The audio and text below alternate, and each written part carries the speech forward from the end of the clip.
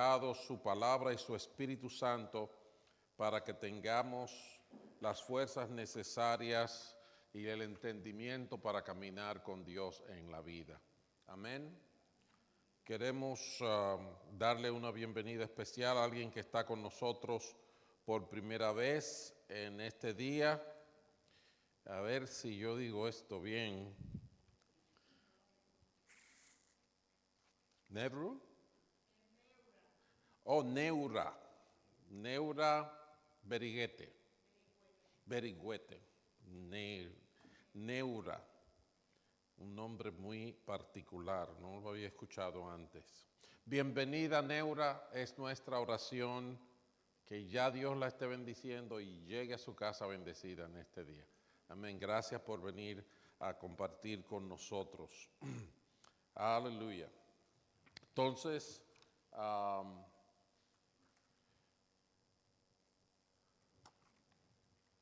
no sé cuántos se han fijado lo complicado que se ha puesto la vida. ¿Verdad que sí? Yo sé que quizás soy yo que me estoy poniendo medio exagerado últimamente, pero observo tanta contradicción, tanta incertidumbre, tantas dificultades, tantos problemas que creíamos que estaban resueltos y ahora aparecen como si nunca le hubiéramos puesto la mano. Y de repente uno no sabe dónde está el frente ni dónde está la parte de atrás, dónde está el este o dónde está el oeste. Yo creo que vivimos en días de profunda crisis. ¿Estamos por ahí? Días de profunda crisis. A pesar de tener más información que nunca, hay más incertidumbre que nunca. El exceso de información es mórbido y contradictorio. Los escándalos morales continúan su ocurrencia a todos los niveles de la sociedad, incluyendo la iglesia. A pesar de los avances científicos de los últimos siglos, acabamos de salir, hace ya unos añitos, de una pandemia mundial que dejó a más de 7 millones de personas que murieron en los números oficiales. El mundo en el campo de la política y la civilización sufre grandes amenazas.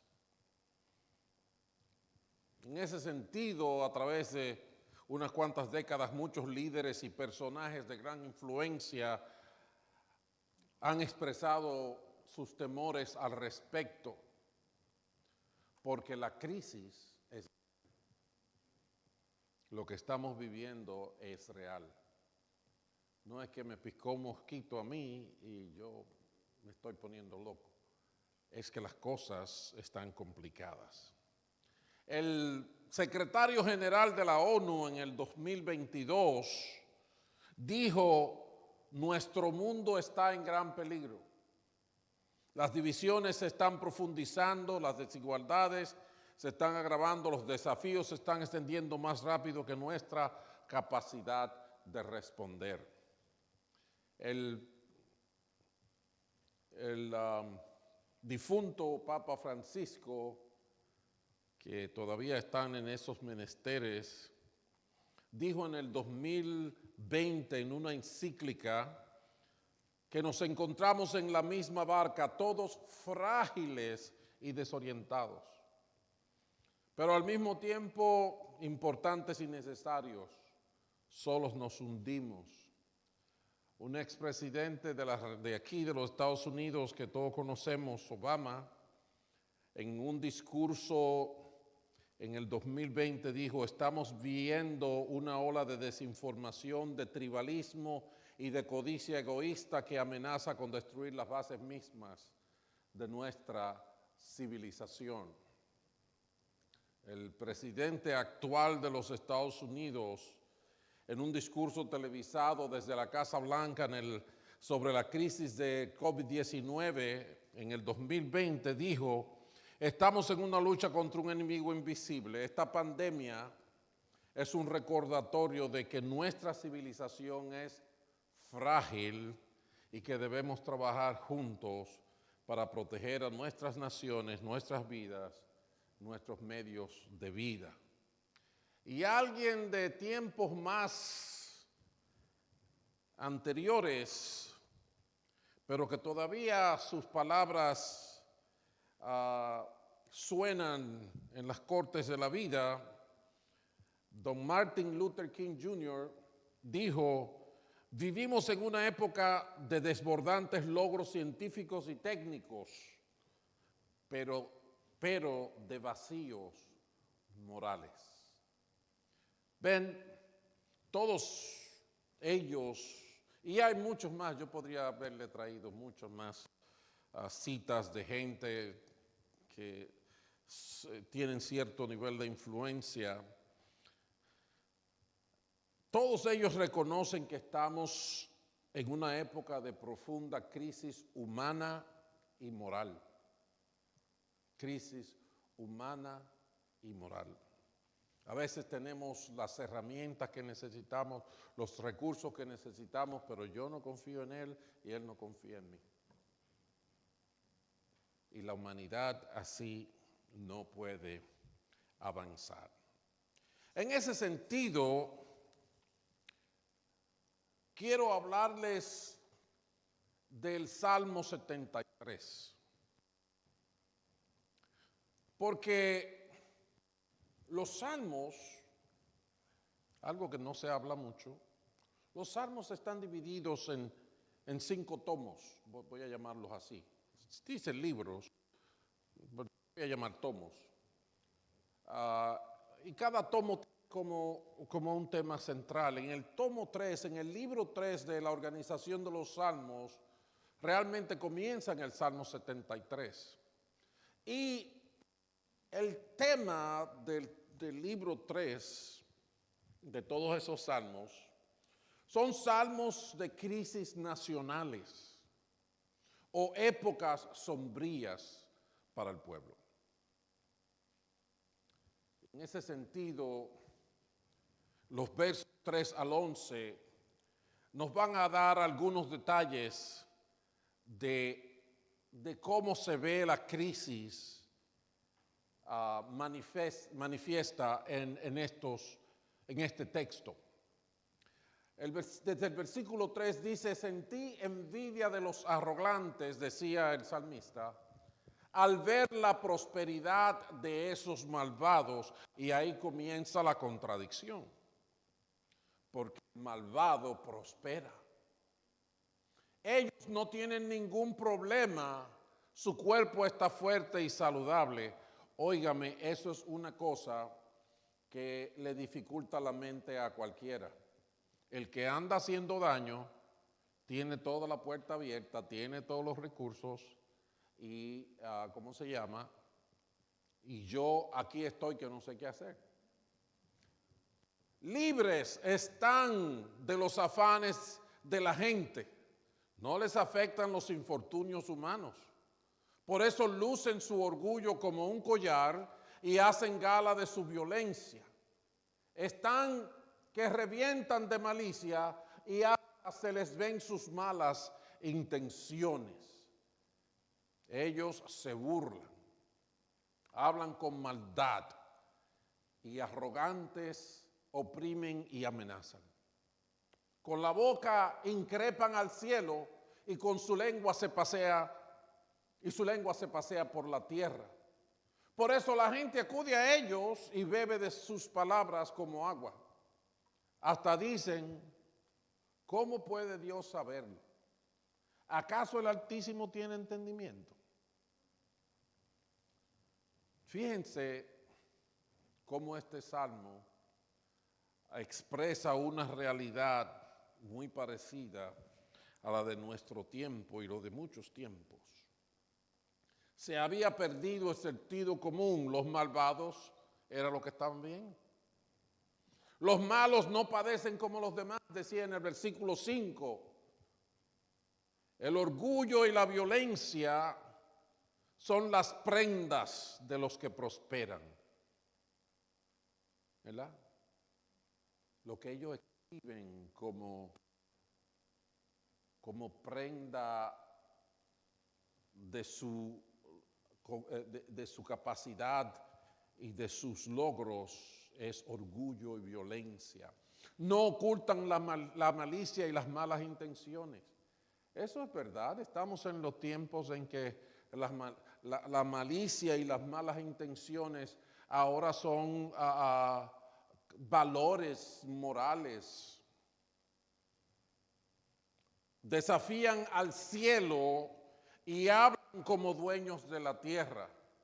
Pregúntenle a Edgar cómo le habló un señor de un carro ahí cuando él le estaba dando un tratado de que es bueno venir a la iglesia, ¿verdad? Desafían al cielo y ellos creen que la tierra les pertenece. La gente acude a ellos. Imagínense ustedes, estas son la gente que están acabando, haciendo daño, y entonces la gente van donde ellos y beben de su agua, se envenenan del mismo veneno que tienen ellos. ¿Y saben por qué la gente van a buscar las aguas de esta gente? Dice en el versículo 10. ¿Saben por qué? Yo digo que es por el versículo 11. El versículo 11 dice que Dios no puede hacer nada, que Dios ni sabe bien lo que está pasando aquí. Porque ellos descartan a Dios como alguien competente para resolver nada.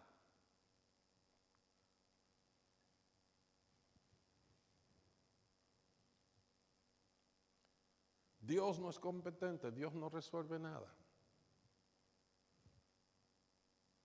Entonces voy donde estos que parece que saben y que les está yendo bien. Claro que esta crisis, que ya le hemos puesto nombre y apellido y hemos dado detalles hasta de sus adornos, esto tiene su consecuencia. Saben que la incongruencia y el tamaño del reto empujan al ser humano hacia el precipicio de la desesperación y al desacierto. Los versículos 2 y 3 que ustedes tienen delante de ustedes dicen que el mismo salmista estuvo a punto de caer. Dice, poco me faltó para que resbalara. Sentí envidia de los arrogantes al ver la prosperidad de esos malvados. Usted sabe cuando hay gente que dice, me enojé tanto como que me hervía la sangre. ¿No han oído eso? A veces la impotencia y el ver la arrogancia y el abuso hace que uno se sienta desesperado. Entonces el asunto es tan fuerte que el que está hablando ahí, yo no sé si ustedes se están dando cuenta, es el salmista. Él dice que a él le estaba pasando eso. ¿Y tú sabes lo que es un salmista? Un salmista era una persona que escribía para darle ánimo a los otros. Componía canciones, poemas, para resaltar la grandeza de Dios y así animar al pueblo. Pero él estuvo a punto de caer. La envidia se lo comía por dentro. Y no es menos cierto que aún la iglesia se tambalea y sufre tensiones internas porque sus puntos débiles se ponen cada día en evidencia. Saben, cuando las cosas están así, yo reaccioné pensando en dos cosas que muy comúnmente ocurren. Y la primera es, como decía el verso 11, que pensamos que Dios no está presente. Pensamos, Dios no va a hacer nada. Dice, ¿cómo puede Dios saberlo? ¿Acaso tiene entendimiento? No es posible que Dios esté viendo esto y no haga nada. Y allí, en ese momento, resonaron en mi mente las palabras del Salmo 11, que habla de cuando los fundamentos son destruidos, ¿qué puede hacer el justo? Y el versículo 4 del Salmo 11 dice que el Señor está en su santo templo. El Señor tiene en el cielo su trono. Y ¿saben lo que yo interpreto cuando dice así? ¿Saben lo que me hace saber, lo que me confirma? Es que el desafuero, el desatino, la corrupción, la debilidad y lo complicado que está sucediendo aquí no llega al escritorio del cielo. No. Nada de esto afecta al cielo, nada de esto tumba a Dios de su trono, nada de esto mina la santidad y la perfección del cielo. Pero ustedes pueden decir, ok, eso es allá y aquí, como los mexicanos, ¿quién podrá defendernos? No, el Salmo 11 dice así. El versículo 4, el Señor está en su santo templo, en los cielos tiene el Señor su trono y atentamente observa al ser humano, con sus propios ojos los examina. Oh, a él no se le pasan los bolos. Oh, no. Dios está consciente de lo que está pasando. Dios sabe lo que está pasando. Si usted lee el Salmo 11 entero, se va a dar cuenta que dice, Él va a poner en su sitio a los sinvergüenzas y también va a poner en su sitio a sus fieles. Porque dicen, el justo mirará su rostro. Bendito el nombre del Señor. Así que, si la locura del mundo y las ansiedades que te provocan la confusión y las contradicciones que están ocurriendo alrededor nuestra, si eso te provoca pensar, se perdió todo, no hay quien me ayude aquí, recuerda aquel que dijo, he aquí, yo estoy con vosotros todos los días hasta el fin. Aquel mismo que dijo, no los voy a dejar huérfanos. Bendito sea su nombre para siempre. Como decía el salmista David, aunque ande en valle de sombra y de muerte, no tengo que temer mal alguno. Caerán a tu lado 1000 y 10,000 a tu diestra, mas a ti no llegará, dice el Señor. No temas, gusano de Jacob. Dios sabe lo débiles que somos. Dios sabe lo limitados que somos.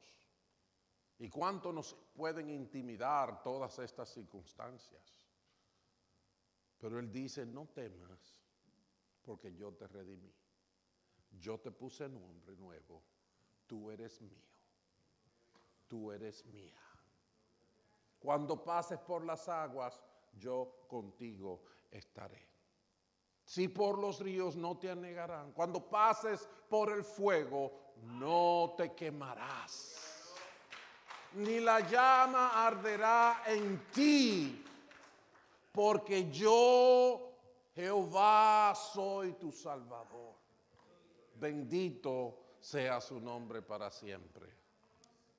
Por eso es que yo digo que no hay penalidad para la debilidad. Con el Señor Él no la penaliza.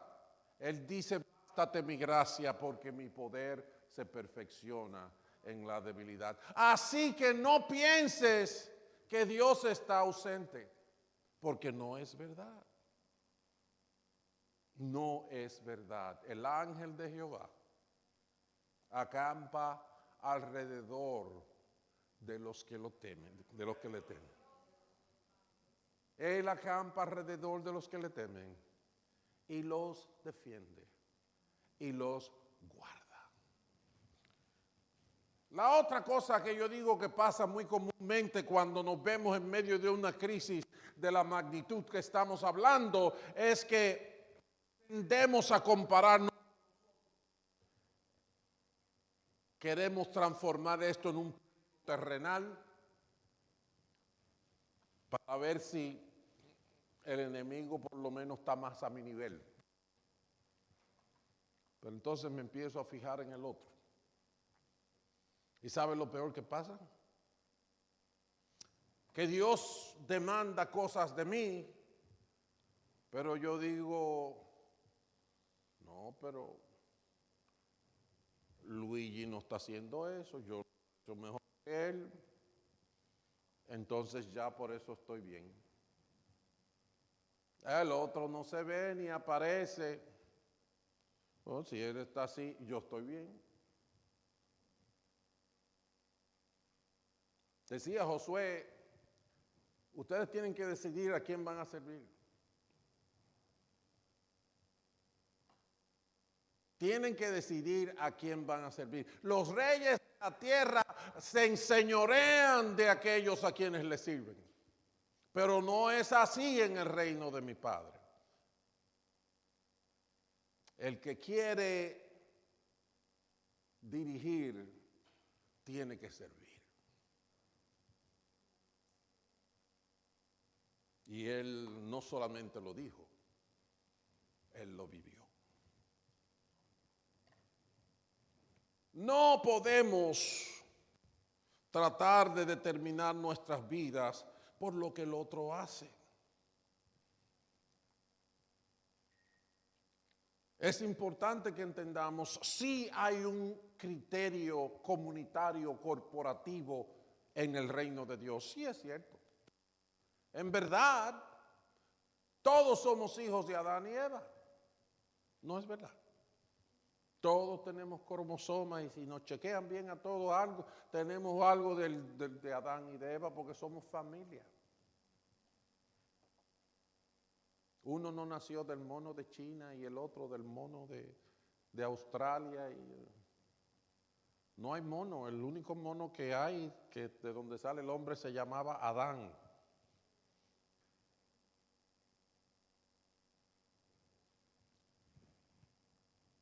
En ese sentido, sí tenemos que pensar en términos corporativos, en términos de la comunidad humana a la que pertenecemos.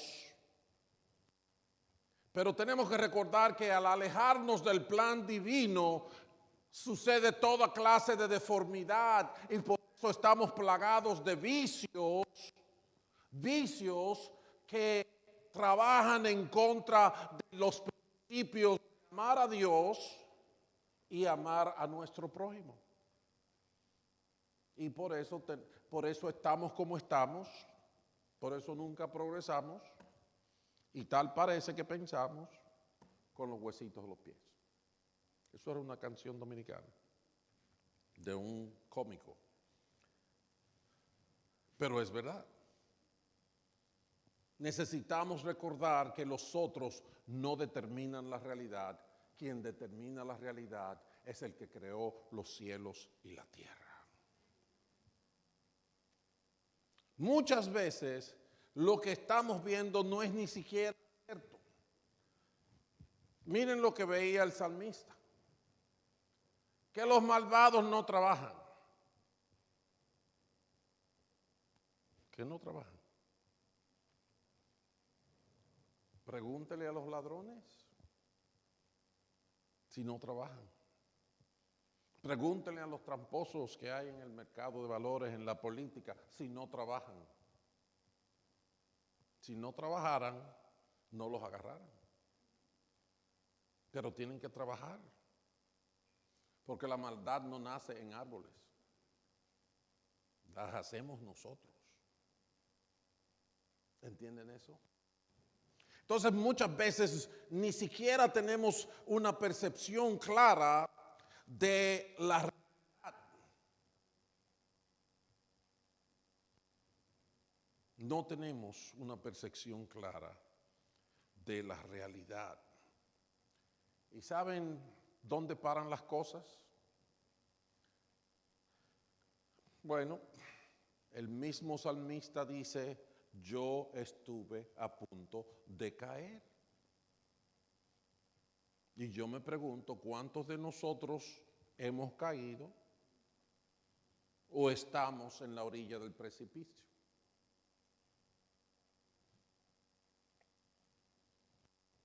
¿Sabe cómo luce la orilla del precipicio? Se lo voy a pintar, miren, así luce. Los versículos 13 al 15 dicen, en verdad, ¿de qué me sirve mantener mi corazón limpio, mis manos lavadas en inocencia si todo el día me golpean y de mañana me castigan? ¿Para qué yo estoy haciendo todo este esfuerzo y manteniéndome santo y puro? ¿Para qué este asunto está yendo a la iglesia y oyendo a este pastor como que no se cansa de hablar?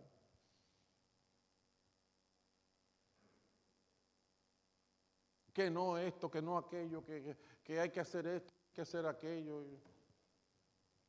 Caramba, ¿para qué? Si, como dirían alguna gente que a veces utilizan la Biblia sin saber lo que están utilizando. Todo es vanidad y aflicción de espíritu. O sea, como que no hay razón para vivir. Porque así se ve debajo del sol. ¿De qué me sirve? Si hubiera dicho, voy a hablar como ellos, habría traicionado el linaje de Dios. ¿Saben lo que quiero decir? Número uno, de repente no es atractivo mantenerse puro para el matrimonio. ¿Qué importa? Total. He escuchado mucho, esa no es la primera ni será la última. No es atractivo el serle fiel a su pareja, es aburrido. El que le es infiel a su esposa se considera como un James Bond, tú sabes, como un tipazo. Ok. No debo ser tonto y no aprovechar la oportunidad de enriquecerme haciendo una trampita. Así decían algunos compañeros de la universidad que yo tenía en la UAS. Hacer trampa para pasar los exámenes. Hubo uno que sin en la lengua dijo, mire, lo importante es que yo pase este examen, con trampa o sin trampa no importa. Después que a mí me den mi título, busco un empleo en el gobierno y me hago rico. Cuando un joven de 22, de 23 años está pensando así, vamos en muy mal camino. Y lo que yo le estoy diciendo no me lo inventé, lo viví. Yo estaba ahí.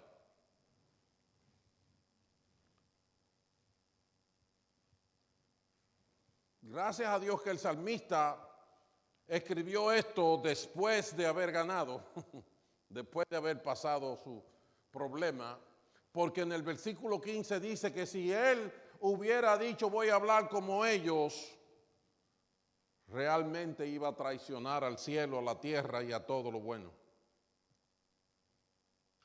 Pero saben que esa prueba y esa tentación la tenemos todos, de una manera o de otra. Yo la he sentido en mis brazos, en mis piernas, en mi cabeza, en mi corazón. Con mucha frecuencia.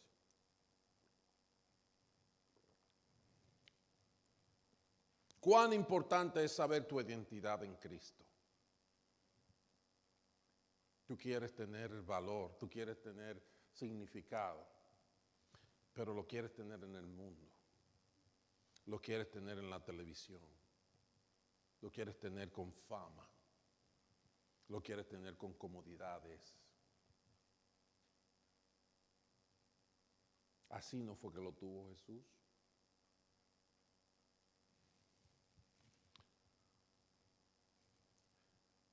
Es importante saber que aunque no soy rico ni popular, soy un hijo de Dios.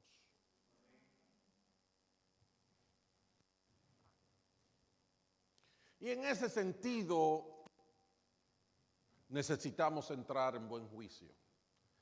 Y voy a entrar al corazón de cómo vivir esta crisis, de qué es lo importante, de dónde reside el germen de la vida en la crisis que vivimos en nuestros días.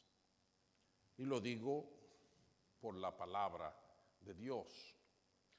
El verso 16 y 17 dice cómo él venció. Dice, cuando traté de comprender todo esto, me resultó una carga insoportable. Porque la verdad es que todo eso va mucho más allá de mis fuerzas y de mi capacidad y de mi entendimiento. Hasta que entré en el santuario de Dios. Hasta que entré en el santuario de Dios. Allí comprendí el fin que les espera. ¿Qué es la verdad? ¿Dónde está la victoria? ¿Dónde está la estabilidad? Está en el santuario de Dios.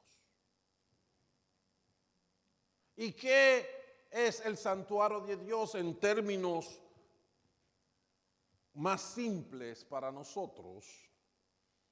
El santuario de Dios es donde está la presencia de Dios. Es donde la nube se manifestaba.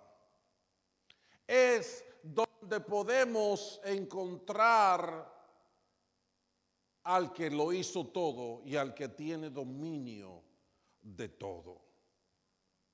La claridad le llegó cuando entró al santuario de Dios. La solución no es esta filosofía o esta otra, este partido o aquel otro, este sistema económico o este otro. No. La solución es entrar en el santuario de Dios. Todos cometemos errores y ninguno es infalible por sí mismo. La victoria está cuando vivimos en la presencia de Dios. La carga llega a ser insoportable y si no tenemos una rutina de vida donde vayamos constantemente al altar de Dios, al trono de la gracia y poder escuchar la voz del Espíritu Santo, nos va a ser imposible. Yo recuerdo, yo fui capellán de la policía de la ciudad por casi 18 años. Y en esa labor voluntaria que hacíamos un grupo de ministros y líderes cristianos, usted se encontraba toda clase de circunstancias. Si usted quiere saber qué es sencillo, yo puedo decirle que tuve que atender el llamado cuando un jovencito en la sala de su casa, cuando su padre pasaba detrás de su espalda, él hablaba con la novia que quería terminar la relación y se pegó un tiro. Y los pedazos de cerebro estaban en las alfombras de la sala. Allí tuve yo que ir a trabajar con esa gente. Un día me llamaron como a las 2 de la mañana para ir a una casa donde un joven de 20 y tantos de años llegó de una discoteca en la madrugada. Parece que las cosas no fueron buenas en la discoteca y él vino a su casa, cogió una soga, fue a un árbol que había en el frente y allí se colgó. Ahí afuera de su casa.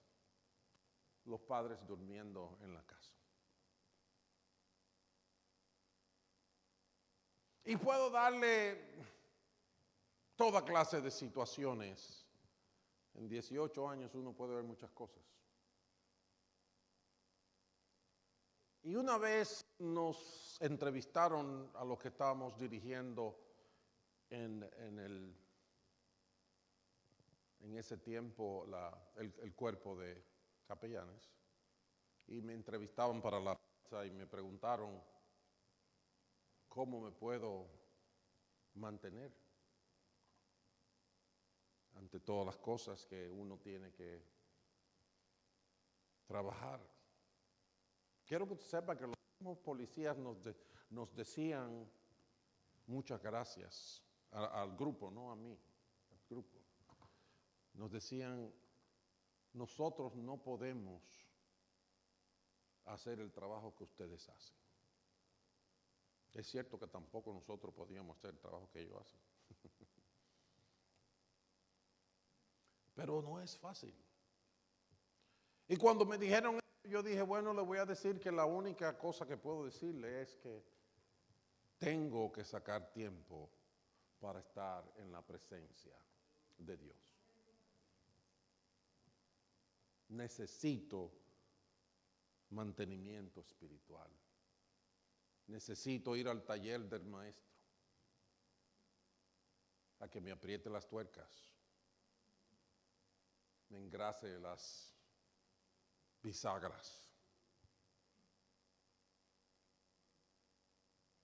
La crisis que estamos viviendo, no te lleves de todo lo que la gente dice, ni de todos los comerciales que aparecen en Facebook o en la televisión o en el internet.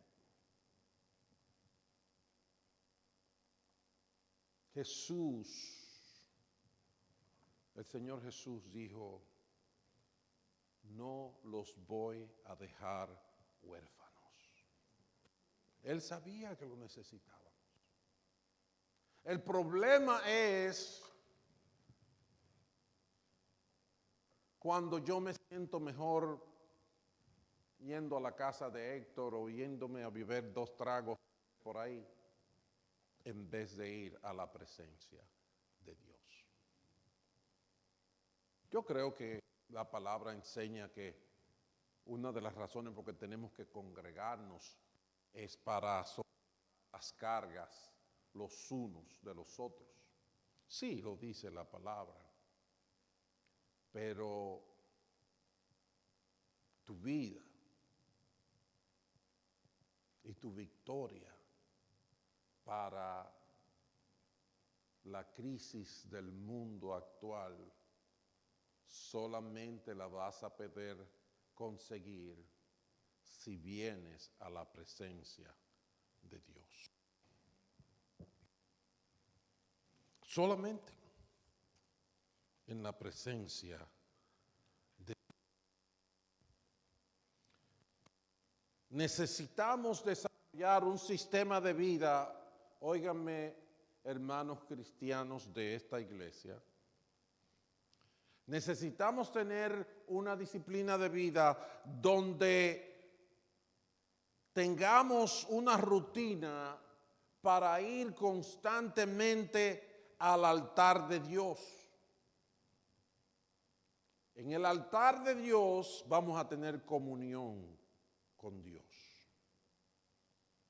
Por eso es importante cuando celebramos la cena del Señor, el hecho de que cada vez que hacemos eso, nos presentamos ante su presencia, recordamos el sacrificio que hizo por nosotros, meditamos en cuanto Él nos ama, cómo derramó su sangre, y en el altar de Dios recibimos la fuerza y el apoyo que necesitamos. Necesitamos ir al altar de Dios para que tengamos comunión con Dios, para que Dios ministre, para que Dios nos hable. Yo no sé si recuerdan,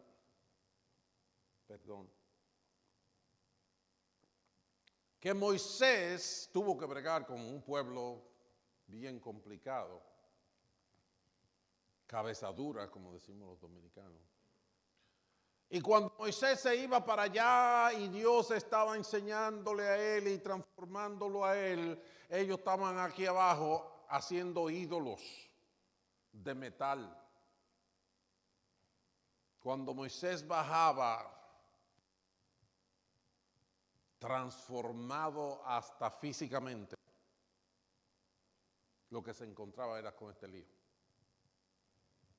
Cuando en un momento él está hablando con el Señor del problema que tiene con la gente, él dice lo que vamos a hacer. Tráeme a todos tus líderes, a tus 70 ancianos, tráemelo para acá arriba, para que ellos pisen donde tú pisaste y para que ellos vean la zarza que tú. Todos necesitamos la presencia de Dios. Entonces, necesitamos eso, constantemente ir al altar de Dios o ir al trono de la gracia, como dice Hebreos 4, donde vamos a encontrar ¿qué? Ayuda. El trono de la gracia es donde entramos y entramos con una confianza porque no entramos por nuestros méritos, sino por los méritos de Jesús. ¿Y qué recibimos ahí? Ayuda, seguro. Eso es seguro. Necesitamos la comunión con el Espíritu Santo. Necesitamos oír la voz del Espíritu Santo. Cuando nosotros venimos a una relación con Dios, cuando nuestros pecados son perdonados, lo primero que pasa es que el Espíritu Santo viene a morar en nosotros, dice la palabra. Es una promesa. Y Él nos guiará a toda verdad y nos recordará lo que Jesús dijo. Pero algunos de nosotros piensan que eso es para los pastores o los misioneros o los monjes que se retiran por allá lejos, se ponen así con las piernas cruzadas, cierran los ojos y empiezan a ser como abejas. Right? No. Esa es la vida de nosotros los creyentes. La crisis que estamos viviendo, que a veces nos da ansiedad, que nos desespera, que nos frustra, que causa toda clase de mala sensación en nosotros, se resuelve solamente entrando al santuario de Dios. Tenemos que ir a la presencia de Dios. Esa es la solución. Así que el salmista termina concluyendo su salmo con dos versos claves, el verso 25, donde él dice, si estoy contigo, nada me falta en la tierra, no quiero más nada.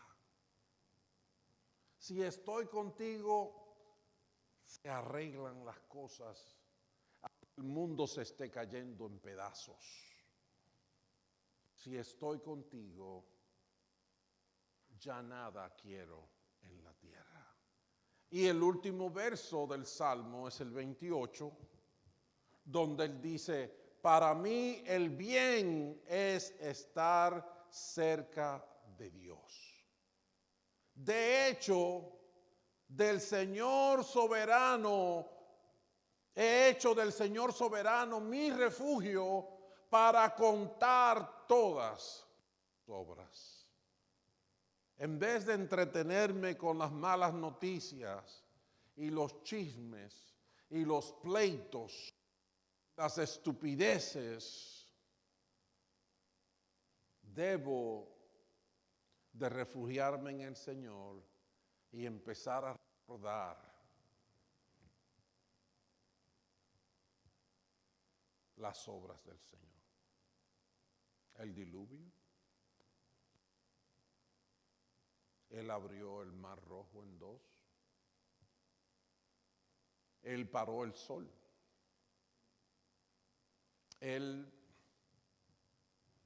le dio aceite y harina a una viudita humilde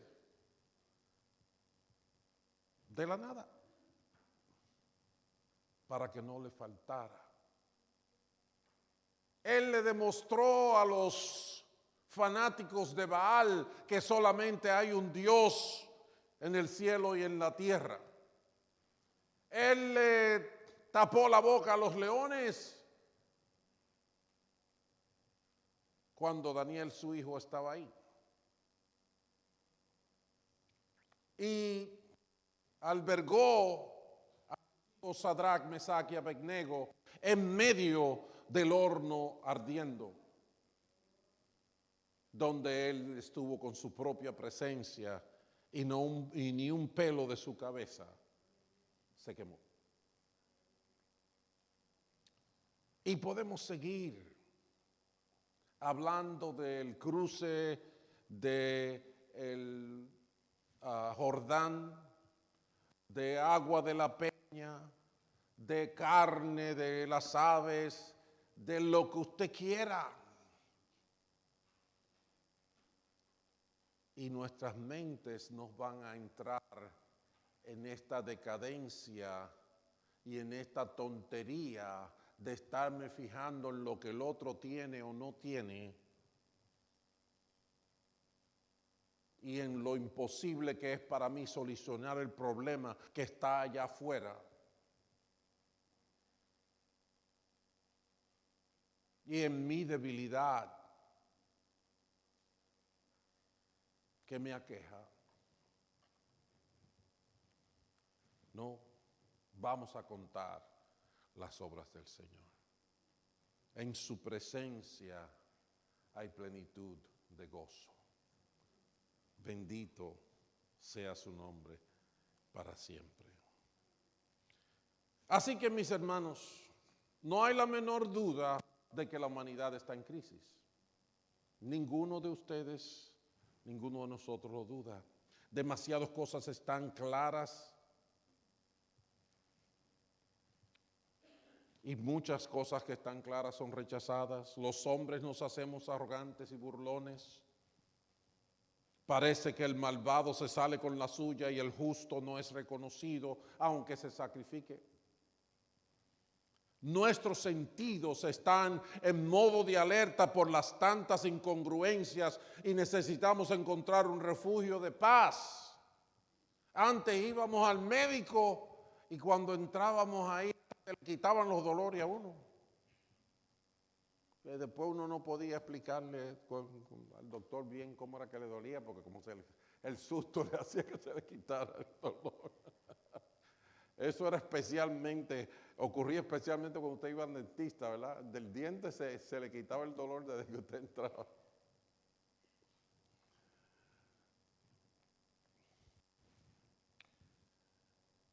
Parece que el malvado se sale con la suya. Nuestros sentidos están en modo de alerta. Necesitamos encontrar un refugio de paz. Solo Dios es ese refugio de paz. Solo Él dijo, doy mi paz, no como el mundo la da. Así que recuerda, Dios sí está presente. De que tú no lo veas es un truco de cámara, pero Él está ahí. Número 2, no te compare con los demás. La solución tuya no es decir aquel está peor que yo. La solución tuya es entrar en el santuario de Dios. Entrar al santuario de Dios es ir al altar de Dios a tener comunión. Antes nosotros no hablábamos con Dios, antes nosotros pensábamos que Dios está por allá, lejos, lejos, lejos, lejos, y nunca lo vamos a escuchar. Si acaso teníamos la intención de agradarle, hablábamos como que, a ver si en 10 años luces te llega esta palabra que yo dije. No, tenemos que entrar al altar a tener comunión con Dios. El velo del templo fue rasgado en dos y ya podemos ir a la misma presencia de Dios. Tenemos que entrar al trono de la gracia para recibir ayuda. Recuérdate que Dios te quiere ayudar, no es porque tú eres lo mejor del mundo, es porque Él te ama a pesar de cómo tú eres, a pesar de cómo yo soy. Y finalmente, tienes que escuchar la voz del Espíritu Santo. Tenemos que cambiar la forma de vida y ese cambio significa sentarme a solas y decirle al Señor, ¿qué es lo que tú estás diciendo? ¿Sabes qué? Mucha gente no hace eso. Me conformo con que Leticia es buena amiga y hace unos tamalitos muy buenos. ¿Verdad? Y Jesús se ríe de todos mis chistes, aunque sean feos. Bueno, me siento cómodo y me entretengo ahí. El querido ya está viniendo aquí. Bueno, la cosa se está poniendo buena. Pero no puedo conformarme con eso. Eso es bueno, no hay nada malo en eso. Pero lo principal, lo que me puede sostener en medio de la crisis que el mundo está viviendo, es la presencia de Dios en mi vida. Es esa relación cuando el pastor no está ahí. Ni el otro, ni la otra. Y saben, en mi vida personal, yo empecé oyendo lo que decían y lo que predicaban. Pero cuando estaba sola, yo tuve el momento que tuve que decir, ¿lo vas a hacer o no lo vas a hacer? Los jóvenes de allá iban a la iglesia cuando la iglesia estaba cerrada y alguien los dejaba entrar, porque había una hermana que vivía al lado de la iglesia. Y así habían 4 o 5 que iban. Y se ponían a orar solos, cada uno en su horario. Había uno que iba cuando salía del trabajo, había otro que iba cuando se le antojaba. Y yo dije, pues déjame probar. Y empecé a ir a la iglesia cuando estaba cerrada. Y ahí fue por donde primero yo escuché la voz de Dios a mi vida. Como un tontico, como una ovejita llevada al matadero, fui, me metí en la iglesia, abrí la Biblia, leí una cosa y dije, Dios, háblame, y para sorpresa mía, Dios me habló. Es hora de que tú pruebes a Dios en lo que Él dice, pruébame. No en lo que tú quieres. Hay cosas en lo que Dios dice, pruébame. Y Él dijo, el que tiene mis mandamientos y los guarda, ese es el que me ama. Y yo lo voy a amar y me manifestaré a Él. Pruébalo para que no seas religioso. Para que cuando te digan a ti el pastor y allí te engañó para sacarte los cheles, tú le digas, jaja, te equivocaste. Yo conozco al que da los cheles. Y el calvito ese no estaba ahí. Bendito el nombre del Señor. Le voy a pedir que se pongan de pie para que oremos. Pero antes de orar, yo quiero que usted y yo concluyamos como Asaf, el salmista del Salmo 73. Con las mismas palabras de Asaf. ¿Qué dijo Asaf? Para mí el bien es estar cerca de Dios. ¿Pueden decir eso?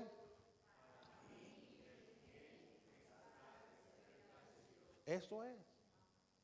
Eso es.